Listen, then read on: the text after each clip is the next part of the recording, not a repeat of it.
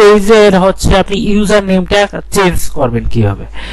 তো ফেসবুকের user name সাধারণত কি বোঝায়, যে আমরা উপরে গেলে দেখতেছি এখানে facebook.com, তারপর একটা স্ল্যাশ আছে, দেন হচ্ছে কি দেওয়া আছে, প্রোফাইল পিএসপি, তারপর হচ্ছে আইডি, এই টাইপের দেওয়া আছে, ঠিক আছে। তো আমাদের কিন্তু এরকম হলে এটা এসইও ফ্রেন্ডলি না, বা হচ্ছে আমাদের পেজ দেখে যখন কেউ সার্চ করবে সাধারণত সে পাবে না। তো এইখানে কি থাকতে হবে, এখানে হচ্ছে আপনার এই পেজের নামটা থাকতে হবে।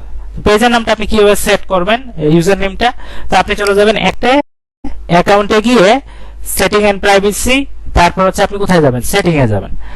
আচ্ছা, সেটিং এ যাওয়ার পর আপনার যে কাজ, এই যে পেজ সেটআপে ক্লিক করা, পেজ সেটআপে ক্লিক করার পর নেমে যাবেন, নেমে গিয়ে আপনি কি করবেন, এখানে এডিটে ক্লিক করবেন। এই যে এডিটে ক্লিক করে আপনি, আমরা মনে করেন আমাদের কি আছে যে এআইভি মার্কেটিং, দেখি এটা আসে কিনা, মার্কেটিং দেখি নেই কিনা, ইউজার নেম ইজ অ্যাভেলেবল।